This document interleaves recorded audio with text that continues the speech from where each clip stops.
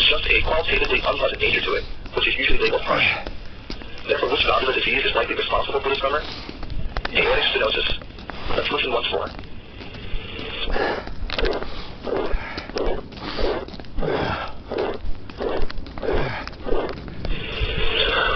For example 3, we have a 35-year-old woman who reports a history of a heart murmur and chronic exercise intolerance. This is best heard at the fourth left intercostal space. This time, listen for the timing, the shape, and the quality.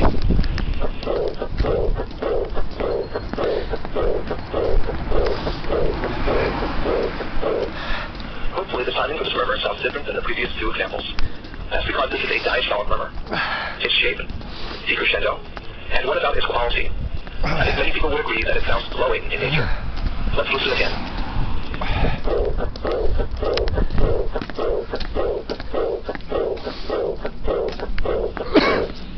Okay, final diagnosis. Aortic regurgitation. Once more.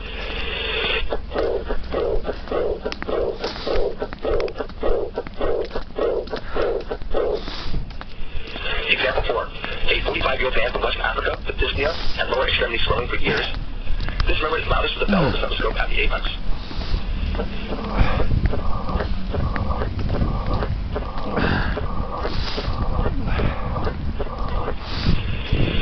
Timing is also diastolic.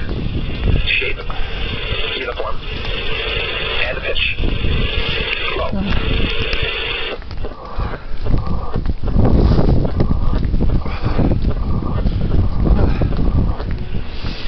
So what we call it a uniform diastolic murmur at the apex. Why didn't you do this? My name is stenosis. Why is it relevant to the patient is from West Africa? Because the most common cause of mitral stenosis by far is childhood rheumatic fever, a disease rare in the developed world of the 21st century. If you thought you heard an extra sound in early diastole, and it was S3, you're partly right. On this example, there's an extra sound there, but it's something called an opening snap, which is caused by a stenotic anteated mitral valve snapping open once pressure in the left ventricle drops below that in the left atrium.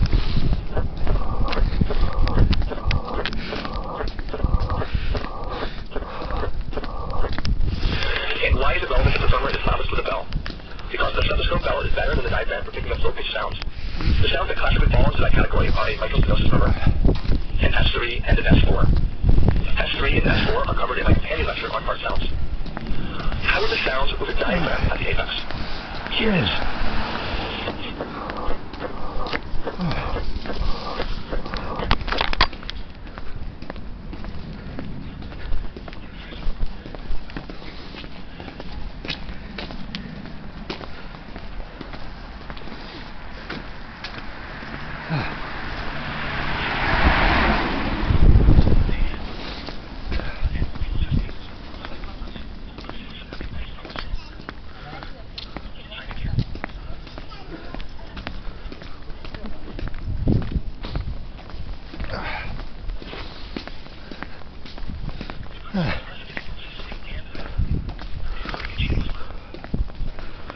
Your continuous murmur is that of a patent ductus arteriosus, which itself is seen only in childhood.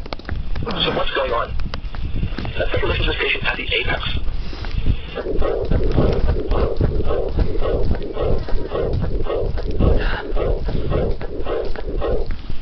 Before, the systolic component was slightly louder. Now the diastolic component is slightly louder. This is an example of two murmurs superimposed on one another. Listen again at the upper sternal border.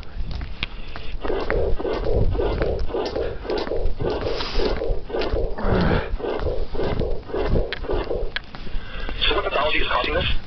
This is combined aortic stenosis and aortic regurgitation. Once more at the upper sternal border, where the aortic stenosis murmur predominates.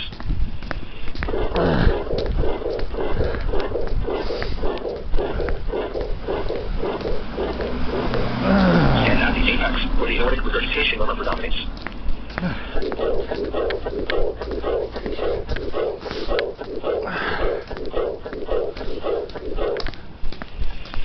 I'm going to talk briefly about what the evidence is for using heart murmurs to make diagnoses. Despite all of my preceding discussion, description of heart murmurs may still seem highly subjective and difficult. It may lead you to wonder how useful a skill it actually is.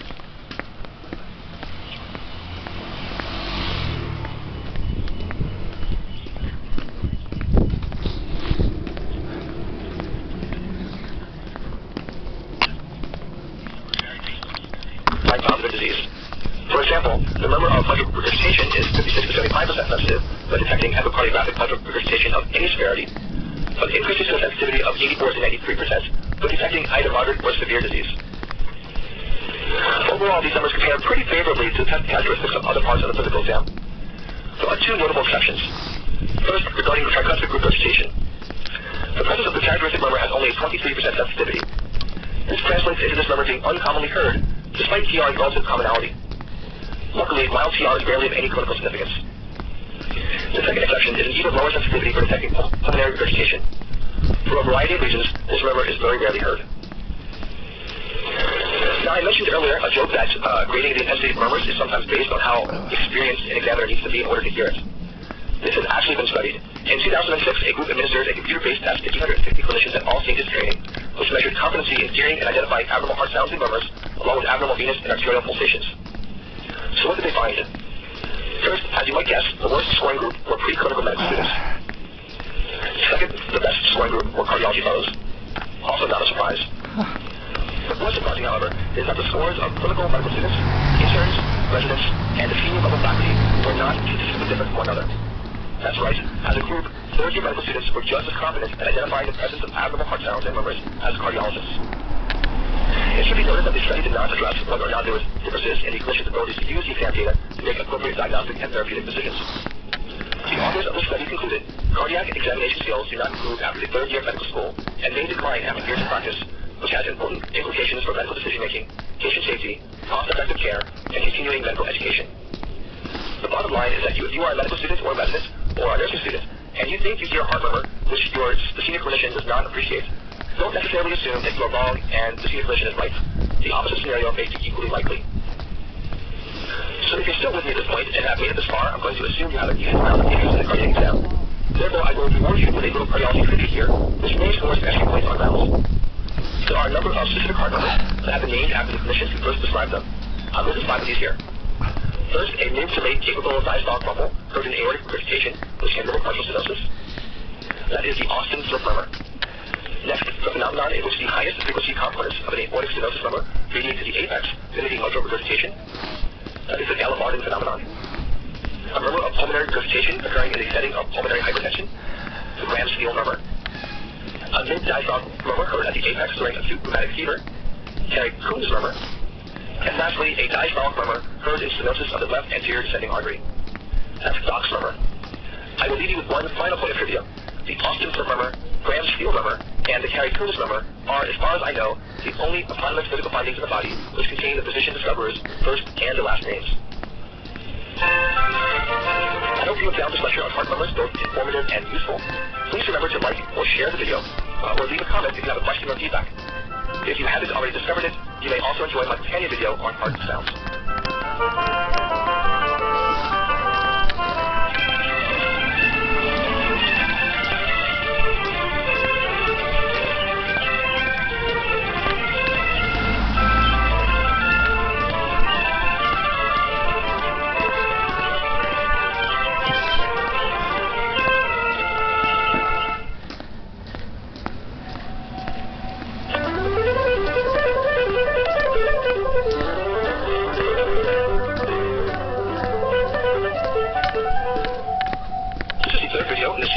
And is part 2 of the discussion of normal physiology, specifically covering the topics of secondary hemostasis and fibrinolysis. The learning objectives of this video are first, to be able to describe the general features of the coagulation cascade. Second, to be able to list the anti-thrombotic control mechanisms which terminate clot propagation. Next, to describe the process of fibrinolysis. Then to describe the role of vitamin K in coagulation. And last, to diagram the interrelationship between platelet blood formation and the coagulation cascade. So here's the overview of hemostasis we saw in the first 2 videos of the series. In this video, I'll essentially be discussing the right half of the screen, that is, everything from the coagulation cascade downstream. As a platelet activation, it's easy to get lost in the many specific details of the coagulation cascade. But first, let's begin with a few general principles. The coagulation cascade is a series of enzymatic conversions of inactive coenzymes, also known as zymogens, to activated enzymes. For example, and these are not the actual enzyme names, but just for illustration. Imagine activated enzyme A comes along and induces a conformational change in proenzyme B, thus activating it. then activated enzyme B might cleave something off of a coenzyme C, activating that. And maybe activated protein C then requires a cofactor of some kind in order to activate coenzyme D. And then comes along an inactivating enzyme which binds to enzyme D, preventing its action. Each step along the way is multiplied in that each copy of enzyme A might activate 100 copies of enzyme D, and each copy of activated enzyme D might activate 100 copies of enzyme C, and each enzyme C might activate 100 copies of enzyme D. So from one molecule of activated enzyme A, we end up with 1 million molecules of activated enzyme D. This process is what is known as the cascade. Its initial trigger is normally vessel wall injury. It ends with the formation of fibrous strands and the termination of the cascade by various anti-thrombotic mechanisms. Remembering from before, it requires a careful balance between procoagulants and anticoagulants. Too much procoagulants and spontaneous clotting will occur, resulting in venous thromboses and pulmonary emboli. Too much anticoagulants and excessive bleeding and hemorrhaging will occur. Finally, the process of fibrinolysis eventually dissolves the clot. We saw this table briefly in the first video of the series. It demonstrates that most clotting factors in the cascade are designated with a Roman numeral, in addition to having one or more alternative names. The clotting factors are almost always known by the Roman numeral, with the exception of factors 1 through 4, which are always referred to by their names: fibrinogen or fibrin, prothrombin or thrombin, tissue factor, and of course calcium. A lowercase a after the Roman numeral designates the active form of the factor. Most activated factors are enzymes, with the major exceptions being 1A, commonly known as fibrin, 5A, and 8A. The traditional model of coagulation was first described in the 1960s as a means to explain lab findings when studying the process of coagulation in vitro, that is, in test tubes outside of the body. It was not necessarily intended originally to be a description of the processes actually occurring in the body. However, since it provided a relatively straightforward way to visualize a highly complex system and allowed one to understand abnormal results of coagulation tests, clinicians rapidly adopted it. It consists of parallel extrinsic and intrinsic pathways, so called based on whether or not the trigger was a compound that was extrinsic or intrinsic to the endothelium. The extrinsic pathway involves an integral membrane glycoprotein called tissue factor, along with clotting factors 7 and 10. The intrinsic pathway involves clotting factors 8, 9, 10, 11, and 12. The end result of both of these is a common pathway, which involves factor 10, along with thrombin and fibrin. Unfortunately, this traditional description is no longer believed to be the most accurate model of the physiology. It nonetheless is still widely taught in textbooks and university lectures. It's not that the traditional model is literally wrong, but rather that it is an oversimplification whose division into these distinct extrinsic and intrinsic pathways is artificial. In addition, it ignores the distinct phases of coagulation and has not typically included a thorough discussion of essential multi-component complexes. In the contemporary model of the coagulation cascade, there are 4 key multi-component complexes, each of which consists of an activated clotting factor enzyme, a cofactor, and the enzyme substrate. The first is called the extrinsic factor 10ase and is composed of activated factor 7, tissue factor, and inactivated factor 10. The intrinsic factor 10ase is composed of activated factor 9, activated factor 8, and inactivated factor 10. The prothrombinase complex is composed of activated factor 10, activated factor 5, and prothrombin. And last, the protein C complex is composed of thrombin, thrombomodulin, and inactivated protein C. These complexes are assembled on an anionic phospholipid surface for which calcium is required. The contemporary model's most important distinction from the traditional one is the central importance of tissue factor as the primary trigger for the whole cascade. Tissue factor is a membrane glycoprotein expressed in vascular adventitia. During the initiation phase, when it's exposed by vessel injury, it binds to factor 7, which is then activated. The tissue factor activated 7 complex, which combines with factor 10 on the plasma membrane, forms the first of the 4 key multi-component complexes, which is referred to as the extrinsic 10ase. The extrinsic 10ase activates factor 10, which then binds to activated factor 5 to form the prothrombinase complex, which in turn converts a small amount of prothrombin into thrombin. Although there is a small magnification effect, as each extrinsic 10ase can activate many copies of factor 10, and each activated factor 10 can activate many copies of thrombin, the amount of thrombin produced from the initiation phase is still insufficient to lead to significant generation of fibrin threads and thus a blood clot. For this, there's the amplification phase. The limited amount of thrombin produced so far activates more factor 5, as well as factor 8 and 11, while the 7A tissue factor complex, as well as activated factor 11, is able to activate factor 9. Activated factor 9 binds to activated factor 8, which then forms the intrinsic factor 10ase, thus activating 10. The amplification effect at each step is such that the intrinsic 10ase ends up activating as much as 100 times the factor 10 that is activated by the extrinsic 10ase. Each activated factor 10 converts more prothrombin to thrombin, which in turn further accelerates the amplification process until there is a virtual explosion of thrombin generation. One Willebrand factor, which we encountered in the last video on platelet activation, plays a key role in the amplification phase as it binds to inactive factor 8 that is circulating in the bloodstream, greatly increasing its half-life. In the final steps, thrombin converts fibrinogen, both that which is circulating and that which has been recently released by activated platelets, to fibrin. Soluble fibrin monomers spontaneously polymerize into relatively weak threads. Factor 13A, which is also activated by thrombin, then cross-links and strengthens the overlapping fibrin strands.